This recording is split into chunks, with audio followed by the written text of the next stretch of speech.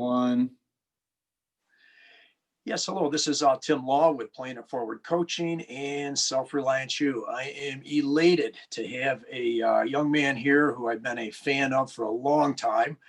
We've known each other, I guess, since middle school. And anyway, Jonah Latshaw certainly has a good background in high school, college, and work experience that can be beneficial to anybody listening to this video.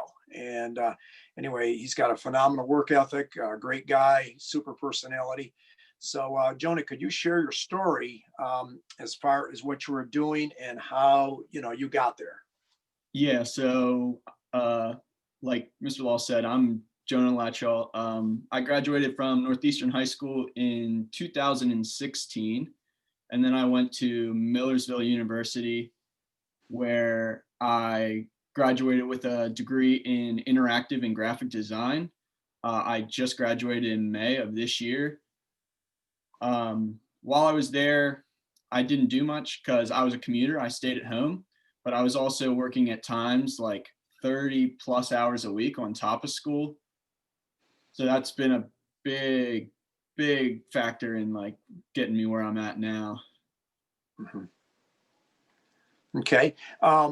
What as far as certain things as having to kind of balance all that, how did that work out for you as far as having to balance all your studies and work and just the commute, because from here to Millersville is about what, 40 minutes give or take. How did you manage to balance all those things, Jonah? Yeah, so for me, it's like drive to Millerville, like you said, for me is about 30 to 35 minutes because I'm close to Route 30 and I just hop on there. So for my balance, it's tough. They always tell you that you don't have a lot of time and you're going to stay busy and all these things. But the people who say that the most, that you don't have time to get things done, are the people who don't schedule right and are like wasting time on social media, things like that. So for me, it's like I would get up some mornings at 7 a.m. to go get to school, and I would have class for an hour and a half in the morning, and then I would do schoolwork for another class then until my next class. And then I would do that all day between classes, Monday through Friday. And as soon as I get done in the afternoons, I'd go right to work. And I'd work till 10, 11 o'clock at night. And then you just go home and get to sleep and you do it all again. So it's taxing at times, but the people who are most likely to tell you you don't have time to get things done are the people who don't know how to budget their time properly. Hmm. Yeah, that's a great point, Jonah. And as I kind of said, kind of introducing this here with the things we'd be talking about is, I'm going to kind of interject a few things, and I don't care if you're the Sultan of Brunei, you're Bill Gates, you're Jonah Latshaw, you're Coach Law. We all have 24 hours in one day, okay? And nobody gets any more, nobody gets any less, providing a person lives through that day, of course. And so the idea that, like you said, as far as how you manage it and budget and prioritize the time. And I always say this to younger people as well. If you find yourself lacking some time, go back into your phone and kind of track, how much time were you spending on your phone or your screen? Because there's those tracking devices that'll tell you, oh my gosh, I just dropped 6 hours in there. Well, gee, you wonder why you don't have any time. Well, so the thing is that what gets managed, what gets measured gets managed. So the idea that you actually will go through and keep track of how much time you're putting on a device like that is certainly very, very helpful, no question. And I totally agree with what you said as far as your time is concerned. What are the key life lessons that you've learned since graduating from high school, Jonah, entering college and then the workforce? So a lot of that, the biggest lesson I learned was time management really quick. And then it's just prioritizing what you want to do. It's like in all through high school, I was an athlete. I did theater. I did all those things. And I love those things. And I still play baseball. I still am involved in all those things. It's just finding the right time for those and how they fit into your personal schedule. So like if I'm in the busy time of the year at school, getting close to finals, I might not have time to go and do those things as much as I would like. But it's finding the order and where they fit in your life. So when you get to college, you can have fun, you can do all these things too, but you got to remember you're trying to set yourself up for the future. So you got to prioritize your having fun, going out, doing things like that, hanging out with your friends. And ultimately where you're trying to be when you get done with school. Mhm. Very good, very good. And one of the things that I've learned, I heard this saying years ago, is with entertainment, you want to make entertainment life's dessert, not the main course. And you see a lot of people flipping that on its head, going just the opposite of what they should be doing. Because, like you said, when you're in college, basically college, the 4 years or whatever you're in there for, that's your job, and you really have to, make sure you're doing the best you possibly can, and getting like I say, all your ducks in a row and that kind of thing. What is your advice for those that are actually going through college? Let's say for a high school or a junior or senior, what would you say your best advice to them would be as far as what they should be aware of going forward on some of the things that they may or may not be aware of as far as college? Yeah. So one of the biggest things to me is you don't have to rush your decision with college as you're getting ready to go off and like decide. I decided like as late as anyone where I wanted to go to school. I hadn't decided until April of my senior year. Obviously, you can't put off all of it that long and like applying to places. You have to apply to places, but you don't have to decide until you're sure you know where you want to go. And for some people, that's you decide super early. You're like, oh, I know I want to go here because I want this degree, and that's how it is. But for me, it was making sure it's what I wanted to do. And I decided it was best for me personally to stay home. And that's not for everyone, but it fits for some people. And when I eventually did decide to go to Millersville, it was I can stay at home, still get everything done, I can work. And that's a big part of it, is just finding the situation that's going to be your best fit as a student and how you're best going to learn.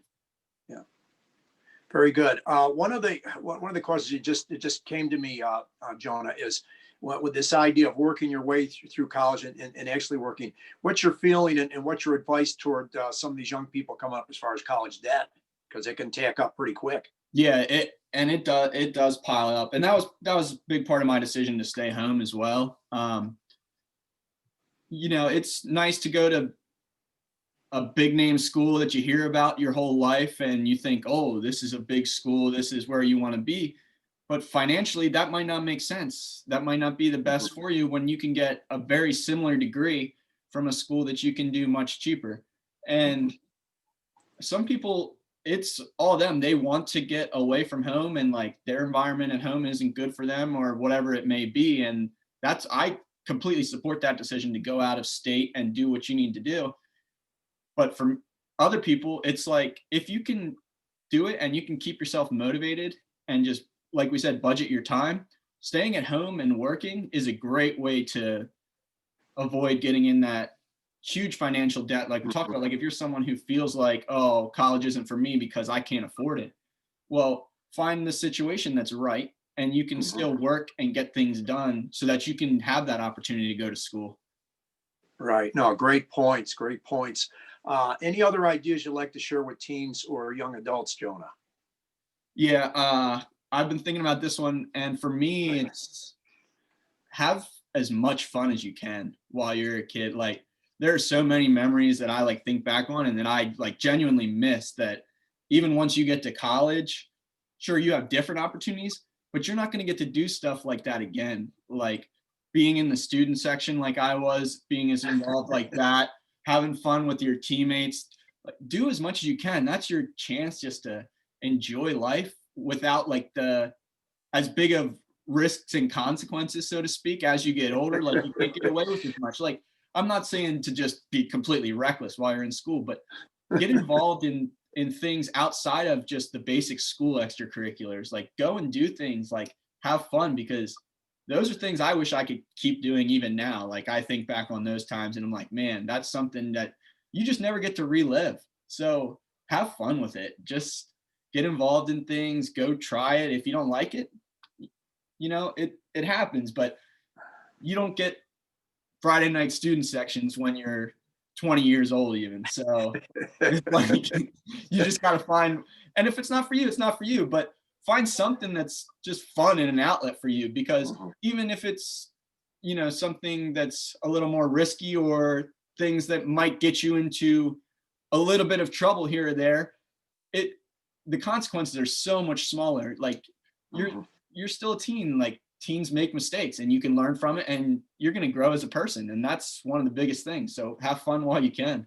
Yeah, well, I can remember with you with some of your friends, I would come in for Mrs. Drenchko there in the chorus room, and you guys were just kicked back, chilling, but just having a great time. I mean, singing your brains out and everything, but you definitely there was definitely some enjoyment and humor going on. That's for sure. So Yeah. I do remember that pretty well. Jonah, if anyone else has any further questions for you, how would they get in contact with you? As far as, could you give us and maybe repeat it, okay, as far as your number and email address? Yeah. So if you want to email me, the best way to reach me is at Jonah 𝙤𝙊𝘾𝙄𝘼 @gmail.com. That's the best way to get a hold of me, via email. And then if you want to text me, whatever, that's fine too. My phone number is 717-873-8858. Okay, very good. Well, I really appreciate this, Jonah, and thank you for your time and getting this thing set up and everything. And I look forward to catching up to you as much as possible. We always enjoy getting over to your baseball games over the summer. Bring the grandkids over there, and that was really cool seeing you down there at the Rev Stadium this past year. That was a lot of fun. That was a cool experience.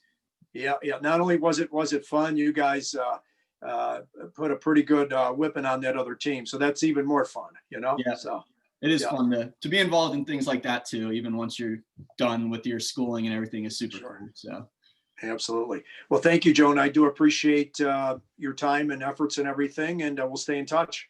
Yeah, absolutely. Thank you.